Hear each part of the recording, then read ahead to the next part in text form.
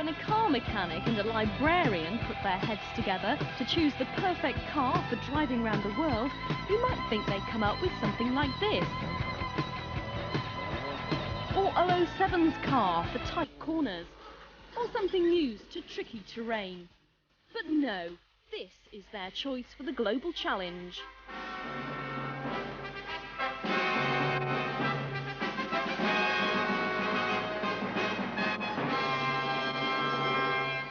This humble 1957 Morris Minor has been transmogrified by Jay at a Leeds garage. Specially strengthened with a 1300 engine, it's capable of pulling 7 tons. Extra fuel tanks give it a 500-mile range. It begins a 3-year trip in September that promises to be no minor achievement. A Morris Minor, as far as two-wheel drive vehicles go, they're very, very simple, very reliable, and surprisingly a lot of parts internationally available for them as well.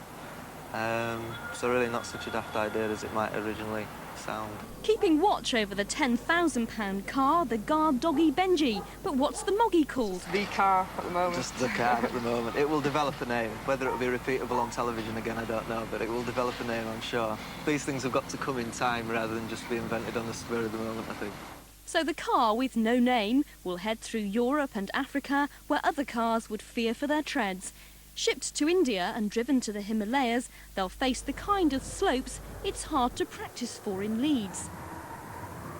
But our intrepid duo found a way.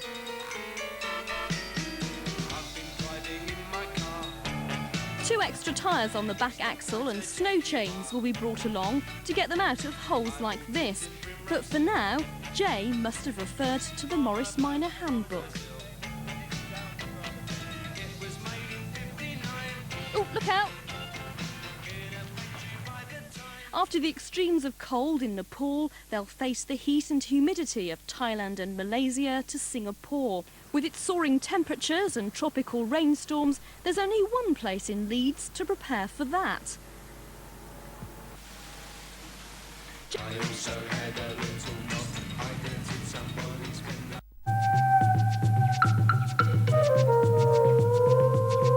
It's the kind of sight you might well blame on the heat haze or the African sun, but this really is a 33-year-old Morris Minor, bounding through the tropical terrain of Central Africa.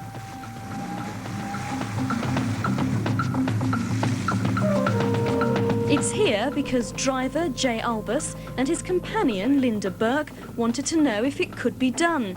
So far, their only problems have been minor ones, and it looks like their Moggy is up to the challenge of its round-the-world voyage. It was given 1 or 2 tricks under its bonnet at the garage in Leeds where Jay worked, including a strengthened chassis and a 1300 engine. That's big for a Morris Minor. After a champagne send-off in January, the unlikely-looking global expedition was on its way.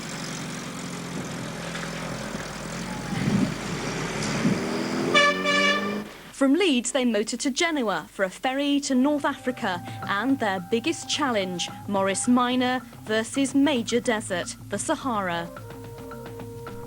But it seems Morris Minors are as good on sand as other beasts, and it sailed along through the centre of Africa and into the tropical rainforests of Zaire. There, a travelling TV producer spotted the car's talent and made what might be Zaire's first film on the remarkable Morris Minor. A lot of interest in it, especially in Nigeria, where they're familiar with Morris Minors because they used to have them there. And people nearly fall over backwards when you say you've driven down from England in it. That was very nice. The worst thing that's happened to us with the vehicle was when we were coming through the desert. We were carrying a bit too much fuel and water, and the vehicle took off a couple of times, and it's consequently bent the back axle very slightly. We'll do it. We've got this far. I'm more confident now that we can get the rest of the way around. Some of the roads have been very difficult so far. I think if we can do what we've done already, we'll definitely make it the rest of the way. From here, they head for the coast. The next leg, shipping the car to India, will soak up reserves of cash. They plan to work where they can to raise money. One thing they'll never sell is the car. It's already promised a place in the Car World's Hall of Fame at the Bewley Motor Museum. That's when they finally return in about 3 years' time. Once in India, they motored north via Gujarat and Delhi to Nepal, telephoning Major Minor from Kathmandu as part of the garage's 10th birthday celebrations. Then they came down to Calcutta and on to Madras, where the car was shipped to Melbourne, Australia. Here things changed. Jay and Linda split up, and Linda had reluctantly to return to the UK. A year later, Joss came out with more funds to join Jay and who also wanted to travel. So Joss and Jay readied the car for 3 travellers and refurbished it with new tyres, battery and other parts at the workshop where Jay had contacts. Then we went off the hills to try out the camping equipment and the new differential.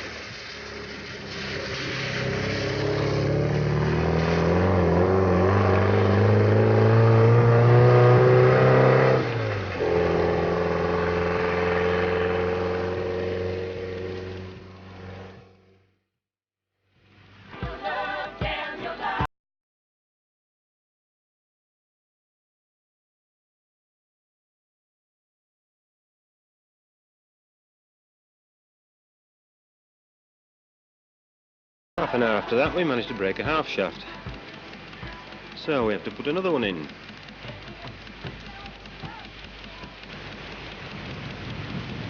Not the half shaft, it's the disc boat. Woohoo!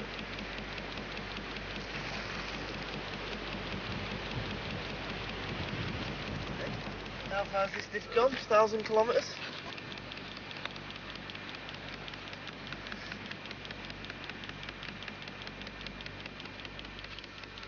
So what's happened exactly? Well, we have one Australian rebuilt differential here. It's done less than 1,000 kilometres of nice, soft, easy driving, as you've already witnessed. And the crosspin here snapped the crosspin in half, causing nasty damage to the crown wheel and pinion. Allow the 2 planetary gears to fall out. So where's these magic bolts? Let me see. Bolt these 2 gears in, and away we go again.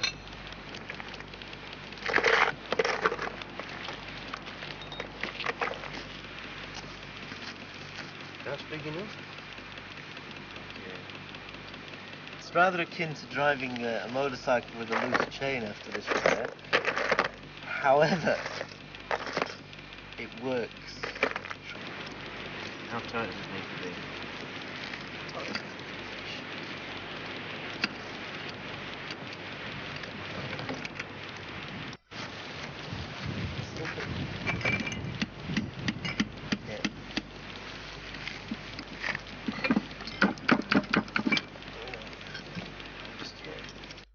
Well, those 2 magic bolts got us back to Melbourne. There we had that differential and another spare rebuilt. and we put the car with a shipper to send it to Argentina. And 3 months later, we three in the car all got together again in Buenos Aires.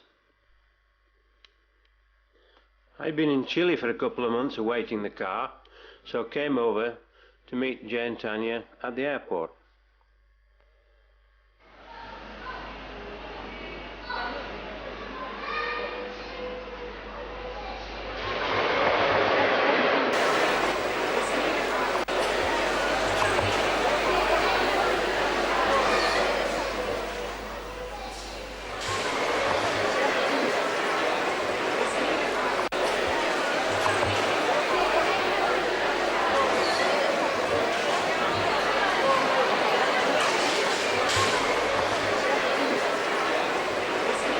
They just discovered that Tanya was 2 months pregnant.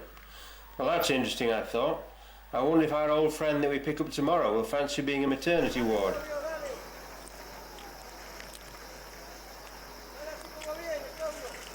Well, this is called offloading a Morris Minor. We spent all day getting this beast out of the port.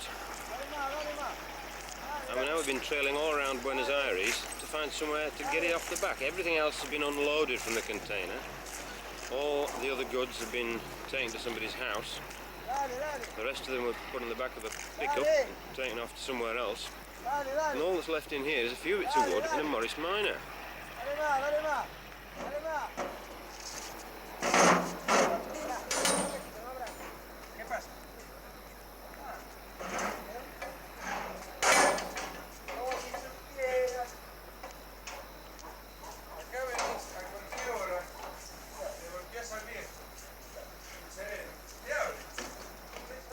Well, hey, first time. Can't be bad. 3 months in a box, and off it goes. That's the fan belt spinning. There's a broken bolt on the alternator. Jay's got 2 spares in his pocket he brought with him from Australia.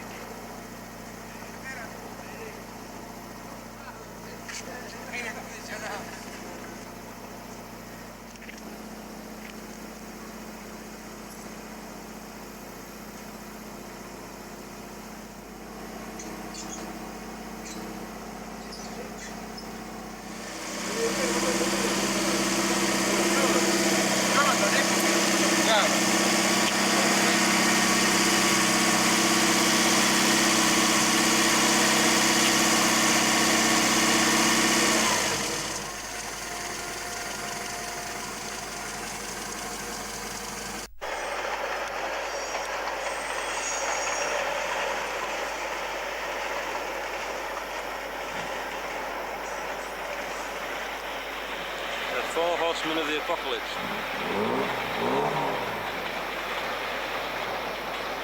Very interested in what's going on.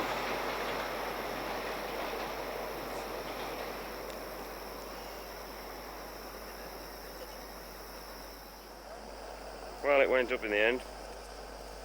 First time I've ever put it up. And found a hole in it. Now this stove seems to be sort of overacting a bit. What is he doing?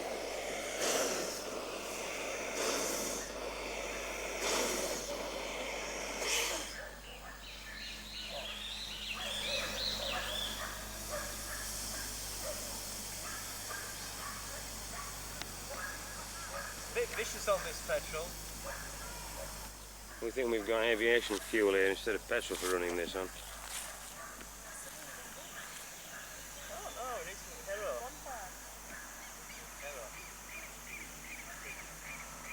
Violent little Indian beast.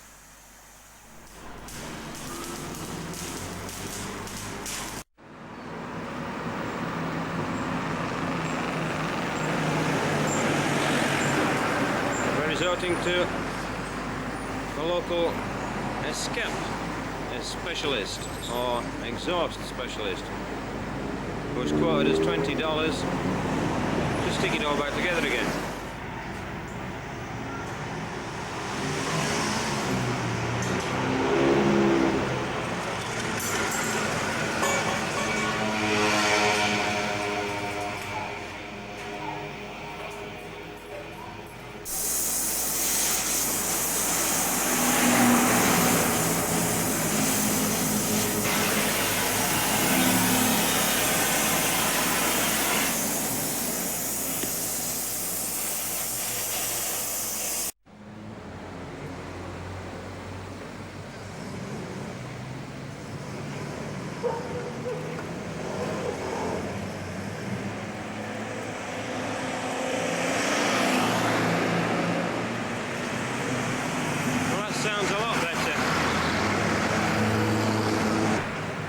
$20 worth.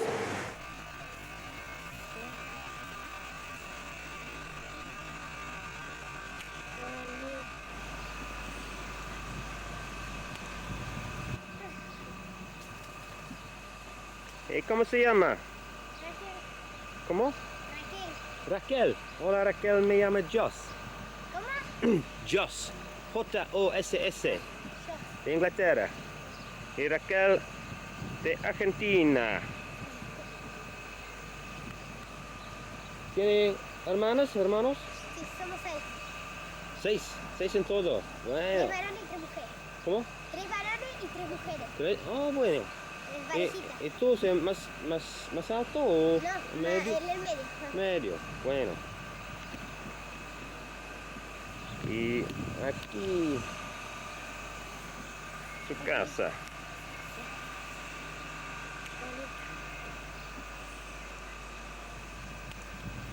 ¿Y viven allá con sus padres y abuelos? ¿O abuelos? ¿No? Abuelo no. ¿No? Mira qué bonito con sus padres. ¿Y cuántos perros? Un perro aquí, muy simpático. Y un otro allá. Diana, vení, Diana.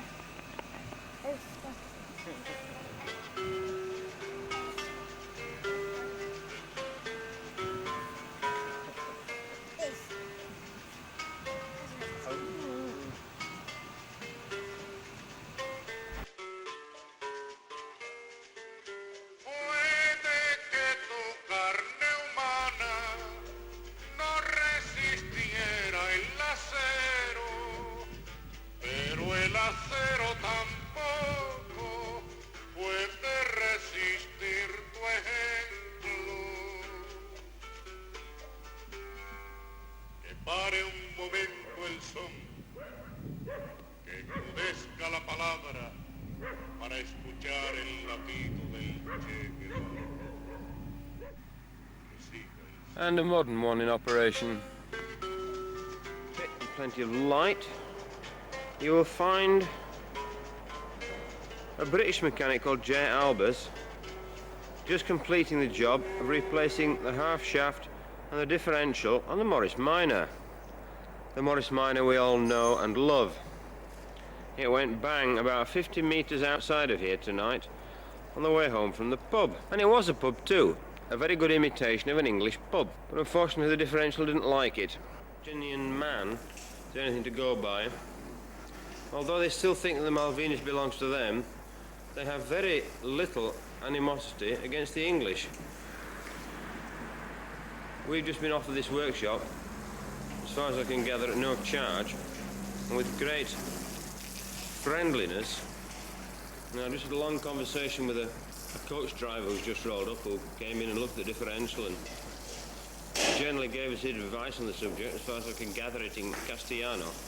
Castellano is what they call Spanish here. They don't talk about the language of Spanish. They talk about price it is in Buenos Aires. So we're going to fill everything.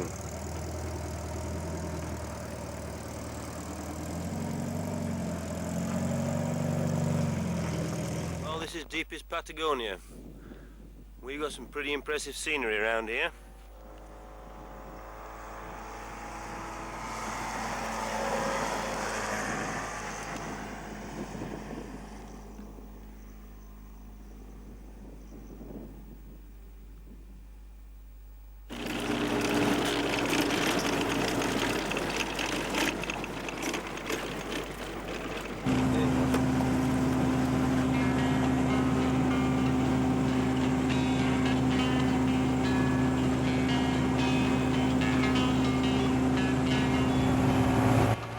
caminito de lino, sendero Goya sembrado de piedra,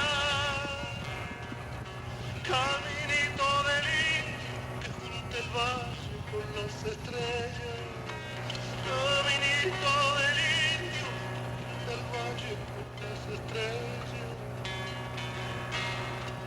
caminito que tú de sur a norte mi raza vieja. Antes que en la montaña la pachanga se ensombreciera, antes que en la montaña la pachanga se ensombreciera.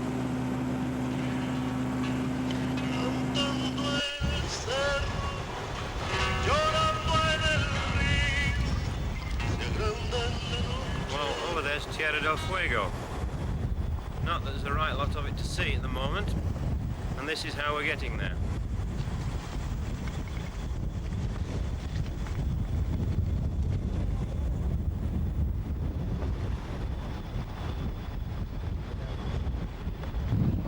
Van ordenando los rumbos del pensamiento.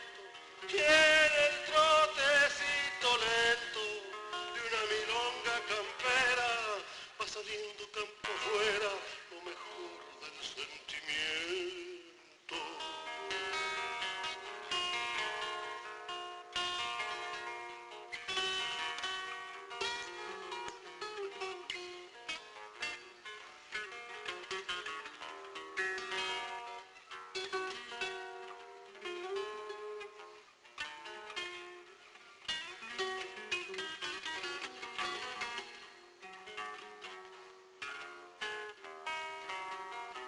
Ninguno vaya a pensar que vengo en son de revancha, no es mi culpa si en la cancha tengo con qué galopear. Que me quiera ganar, hay tener buen parejero. Yo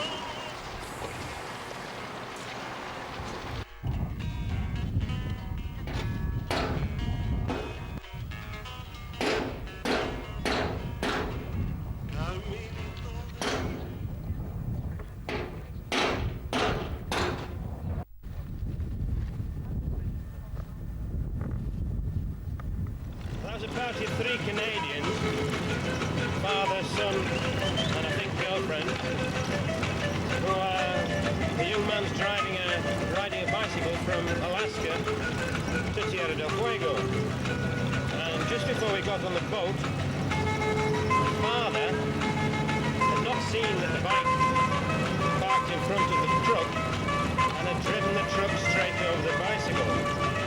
What you saw there was they'd borrowed one of the tools and Allen keys and things from us to help change the gears and sort them out. And then the man trying out the bicycle at the end. We exchanged addresses and one or two other useful bits of information, and we may see them again.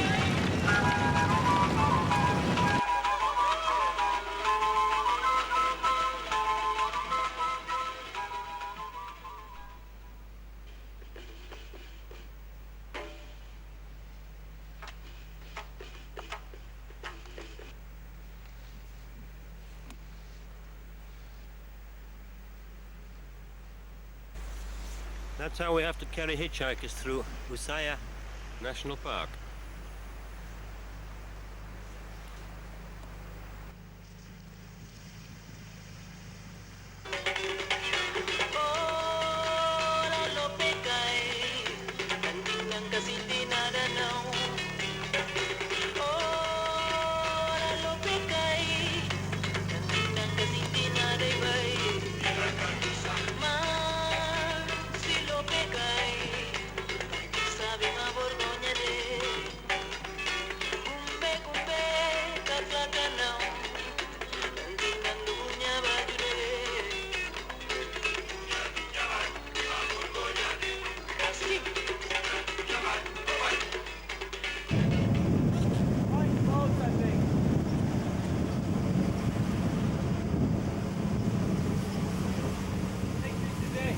Okay.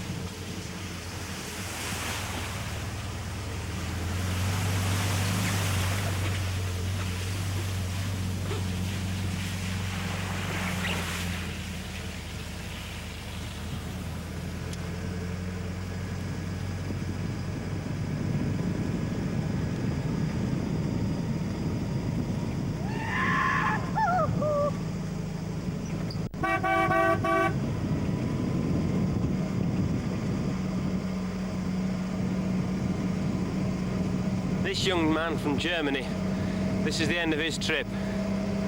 He's just cycled down from Canada. Well, it's taken him 3 years. And there's a little rabbit.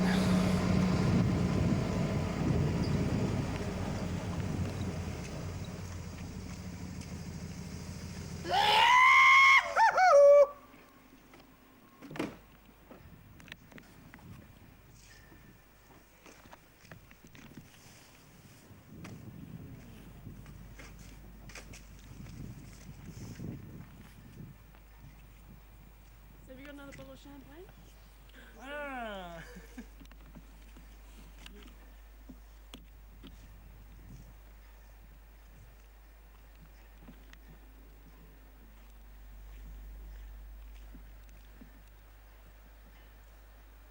The flag needs straightening out. Parque Nacional Tierra del Fuego, Bahia La Pataya. The end of route number 3, 3,202 kilometers from 0 kilometers in the federal capital, Buenos Aires, following the route to the sea islands of the Atlantic and the Antarctic continent, integrated into territory of the República of Argentina.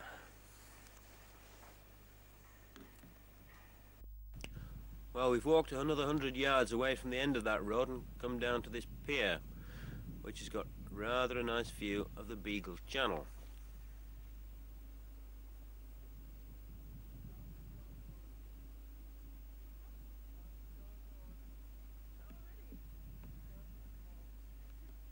And some fine mountains up to the left too.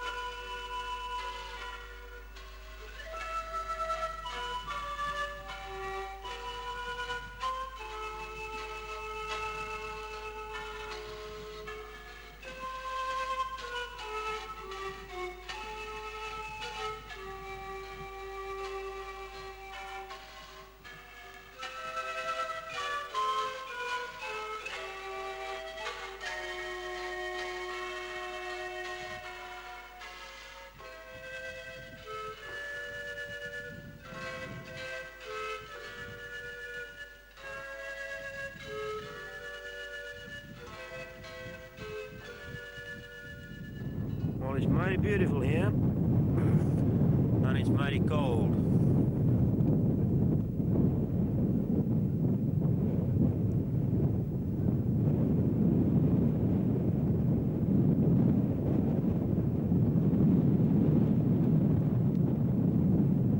So we better have some lunch, turn round, start going north.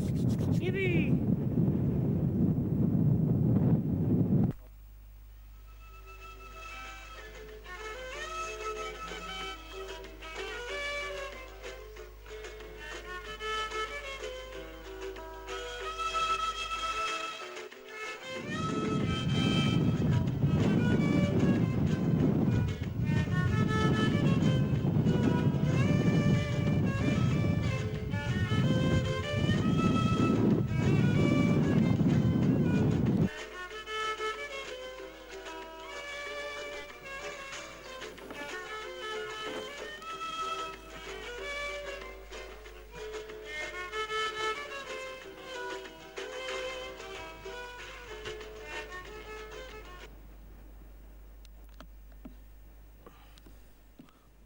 The sun's just about reached the puddle that we came through last night on the road, but it's not got to our campsite yet.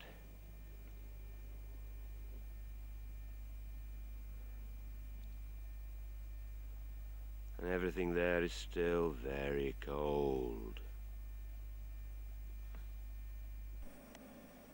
This is the pan that was soaking last night.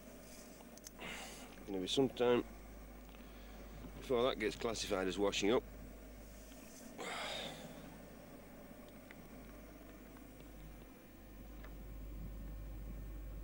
I know what that milk's like.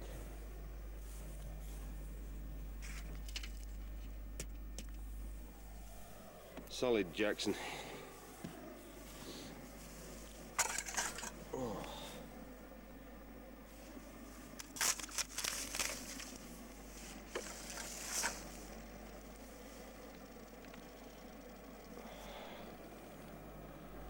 I wonder what those two are up to. Well, those two said they didn't want to. Well, Jay's happy to be filmed. I don't think Tanya is. I don't know what I look like this morning. I feel quite good. I managed to get warm and stay warm all night. What I see me wearing now is what I was wearing in the sleeping bag all night. Oh. Should have some coffee soon. Some porridge.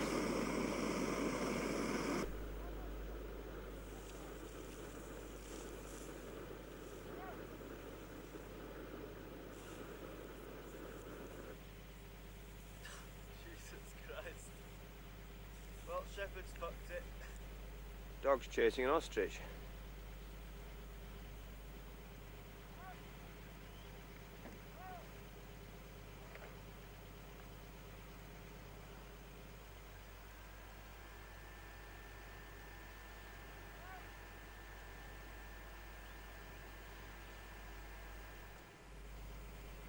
And the dog's given up. The ostrich is away around the corner. Wow.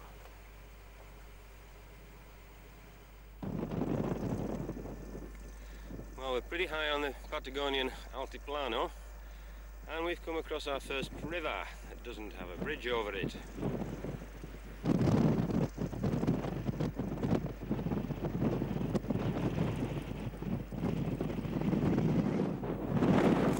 To find out how deep it is, if we don't have any waders, there's only really one way to do it. Okay, here we go. It's not going to be warm.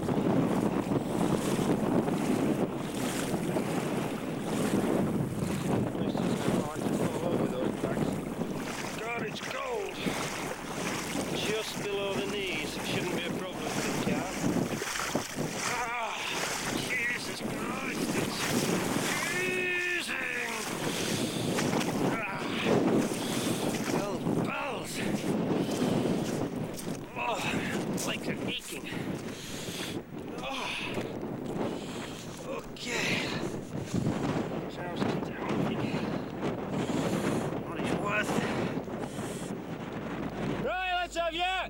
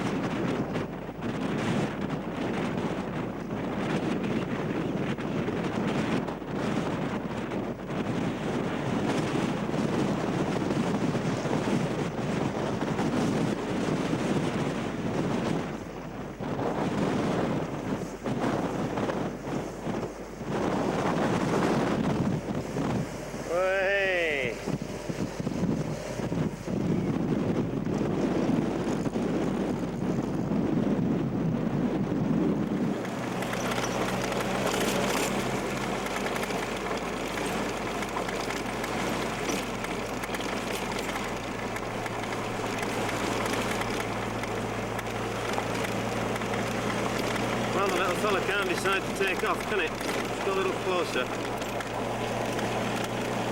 But it can sure shift.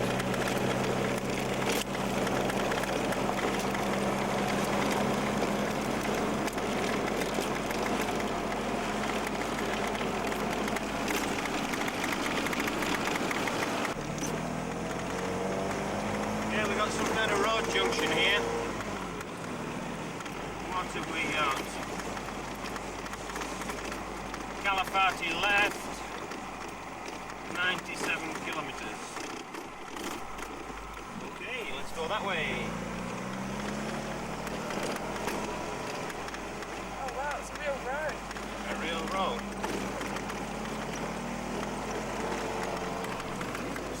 Stop, look left, look right, you never know.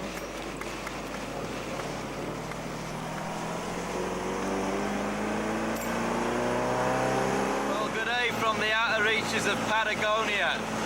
Here we have Senor Jos Browning at the wheel of the mighty Miner, blasting along through the wastelands of Patagonia on something that actually resembles a road for the first time today. If we just try and take a closer look at the road here, we'll see lots of dashboard, a lot of wiper blade and very little road, so we'll come back into the car. Take my word for it, it's very boring and very windy out there, as you can probably hear. How are you feeling about wielding this piece of large, heavy, mighty English machinery around the world, Mr. Browning? It's wonderful. The best thing I ever did in my life. A lot better than walking across rivers. My feet are finally getting warm.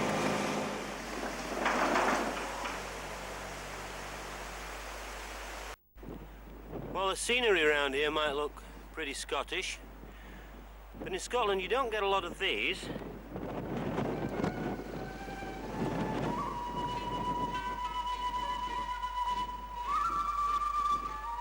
I'm pretty sure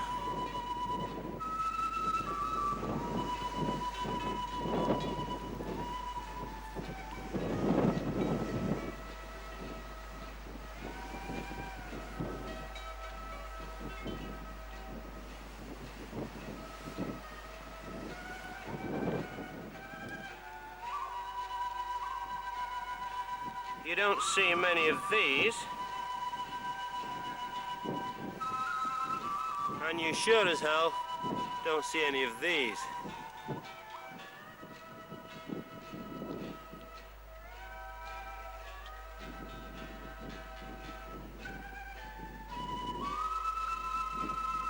Calafati Glacier. We'll go a little closer.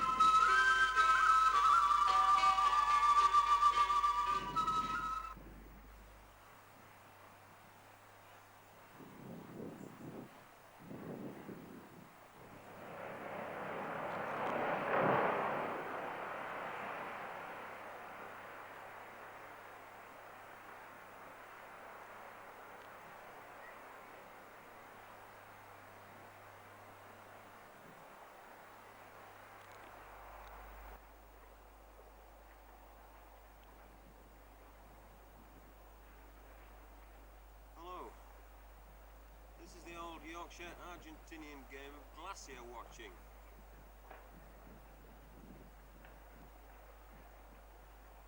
can hear them cracking around out there.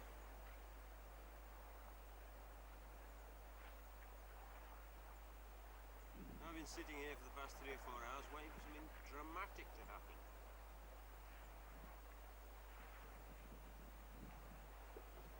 How many sandwiches? My hat, my seat. Not quite like being at Headingley, especially as I've got a Surrey County cricket hat on. But it's not far off.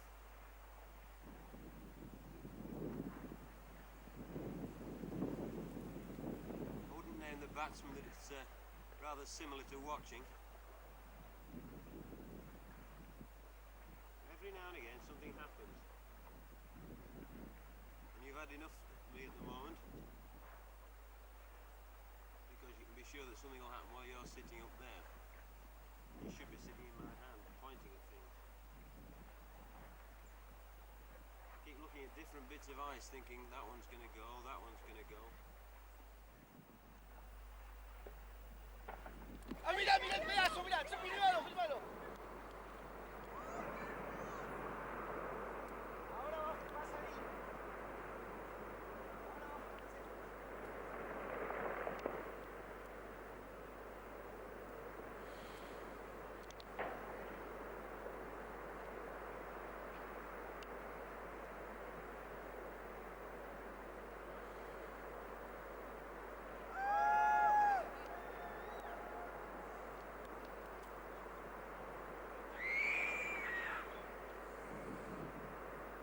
Ilusión de un buen recuerdo y canto aunque se me quiebre la voz, sabiendo que esta guerra está matando mi canción, pero el silencio no lleva nada mejor.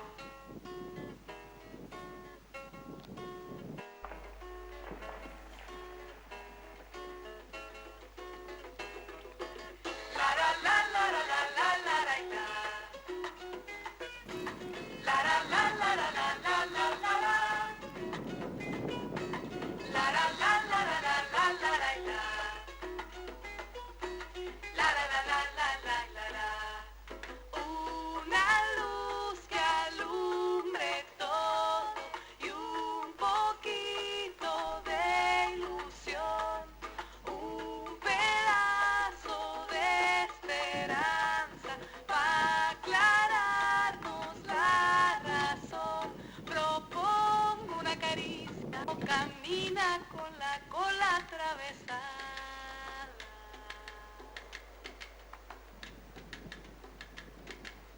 No es que no valga la pena, pero hay ciertas cosas con más importancia.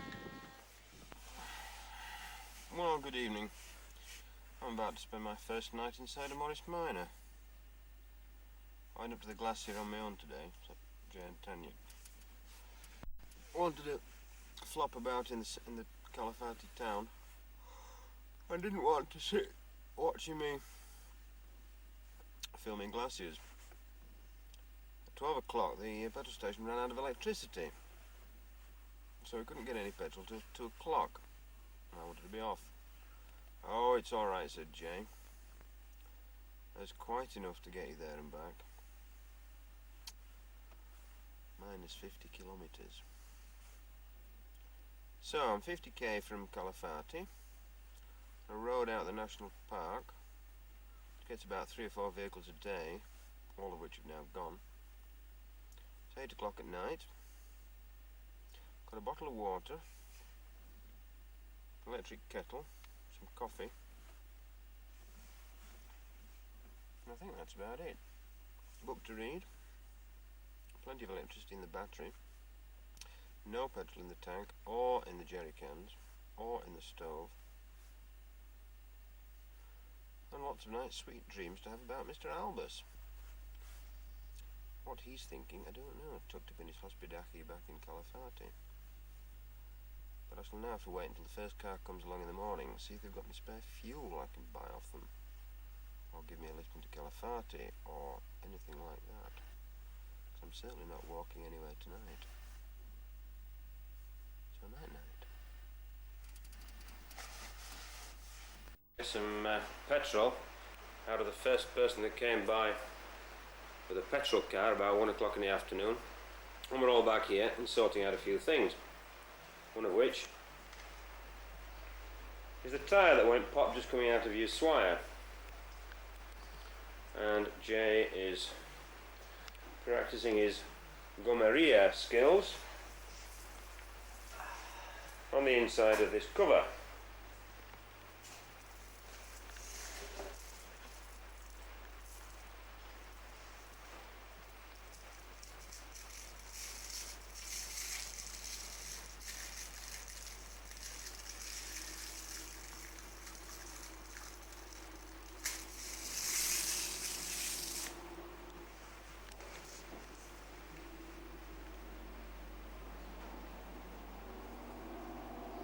does it look? Beautiful. Almost better than new. What's the other side like? And here's one we prepared earlier. Magic. Well, that should be a very good spare. I'm not inclined to throw this tyre away. It's only done about 2,000 kilometres.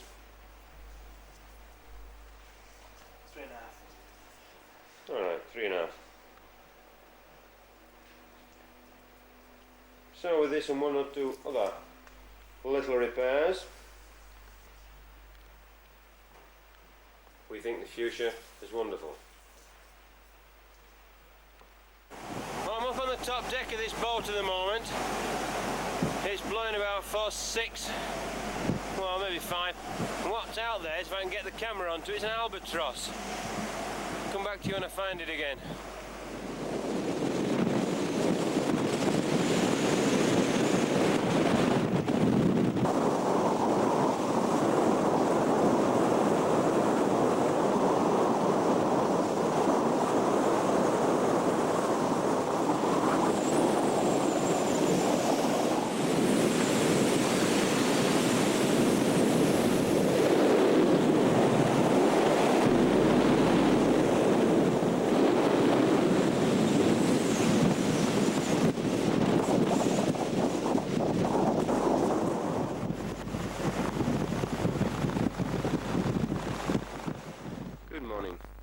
About 100 kilometers into Chile, having spent a lot of time in Argentina, and we've picked this route to come around the other side of Lake Buenos Aires from Chile Chico to Coyhaique.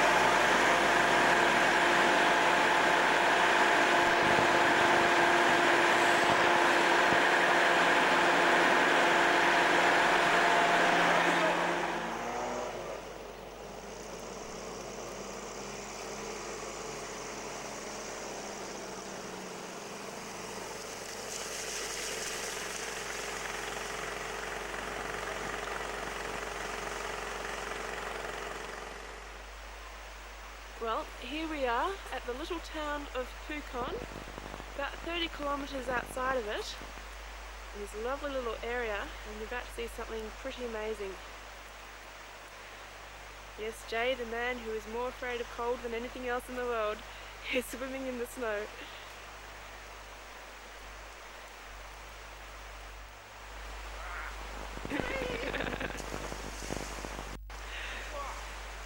And there we have Mr. B. Snowball fights in the swimming pool.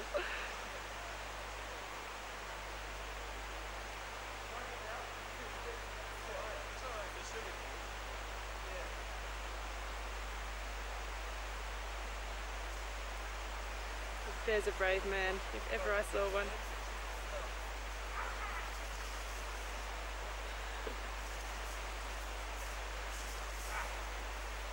No! Chase!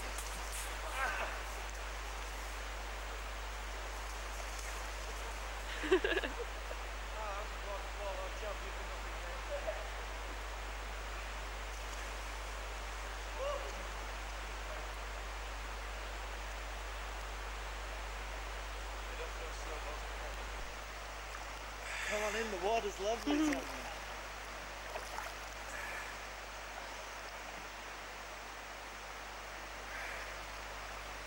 I think I'll wait for the cabin somehow.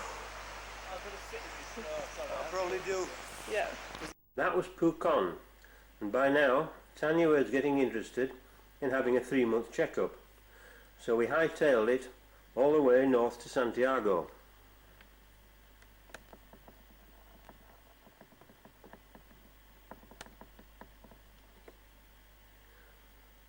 There we found an ultrasound person who announced that Tanya was bleeding a bit inside, had to lie down for a fortnight, and couldn't continue bouncing around in a Morris Minor.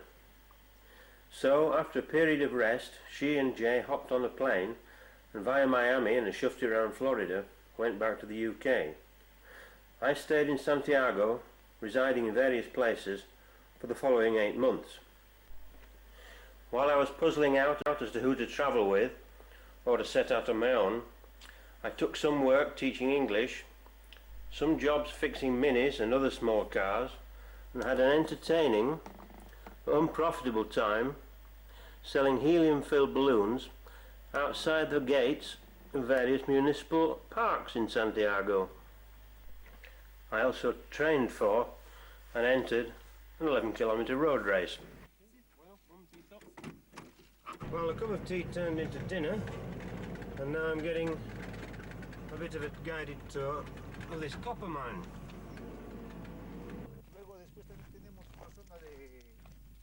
En el año 45, por efectos de un terremoto, después vamos a ver arriba, Sí. se hundió la mina. Sí. Entonces hemos hecho un túnel de 400 metros y nos hemos puesto debajo de ese derrumbe. Y hemos hecho labores así, casi subverticales, inclinados, para que caiga el material por gravedad nada más. 7 metros, 8 metros. Eso. Son los huecos That's que- a hole for dynamite. Y esa piedra verde. Este es el óxido del cobre. Ah, sí. Este es el cobre, sí. Sí. Acá tenemos la brocantida y este es la sampleíta. Sí.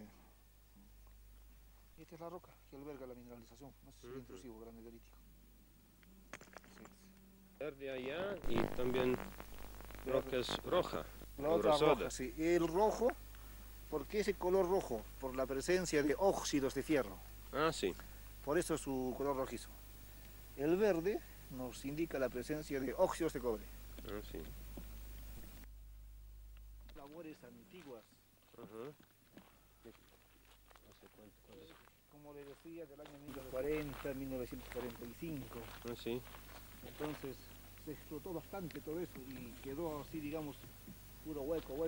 Entonces en el año 45 se produjo un terremoto y se hunde. 9 o'clock, so I think I should stop for the night. This place looks as good as any, so... There's all my dust. It's 7:30 AM, it's bloody freezing, and this is the sunrise over the Cordillera.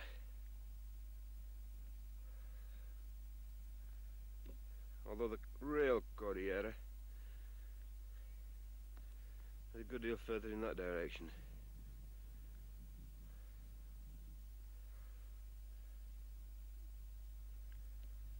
Right, little car, time to get cracking. Well, this is about an hour later.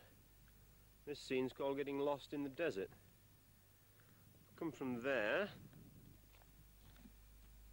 I followed what looked like a tasty looking road in that direction, which disappeared and ran out completely behind that hill. And have a squint around. There I am, more or less. That's the road I followed, disappeared behind that hill. What looks a bit more promising is this. It turned out to be a shortcut into a sand dune. So I'm stuck. I'm going to give it a dig first before getting the sand ladders down. See how it goes like that.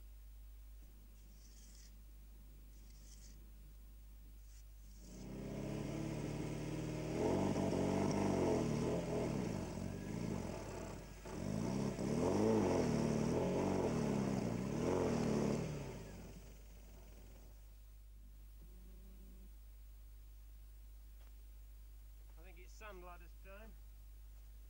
I've jacked up that back wheel to get the sand ladders underneath. I don't know if that's cheating in the get your car out of the sand with a sand ladder game, but I'm not sure I'm all that bothered. Let's see if it works.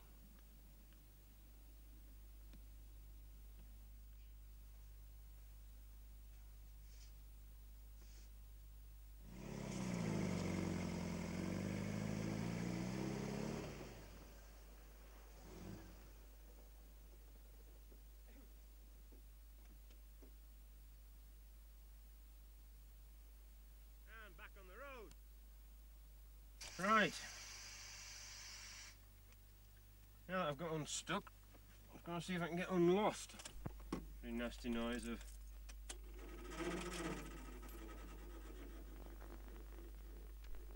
radiators and fans. Those radiators are a bit wobbly at the best of times. Let's chuck a bit more water in.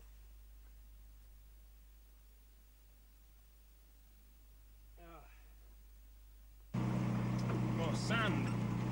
Let's get back on that road. Such as it is. The trouble is, a lot of the time, the desert's better than the road. It was the road that produced that pump. Well, it's the nearest thing I've come to a signpost for a long time. But it's not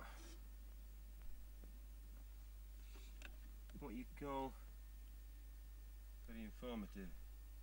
None of those places are on my map. Van ordenando los rumbos del pensamiento. Quiere el trotecito lento de una milonga campera. Va saliendo campo fuera lo mejor del sentimiento.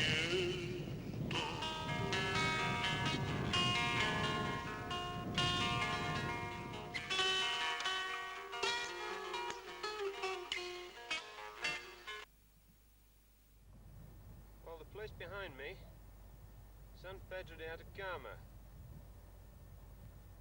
which is famous for its mummies. It's a village of just under 1,000 people, and there's a collection of archaeology put together by a religious man called Lepage.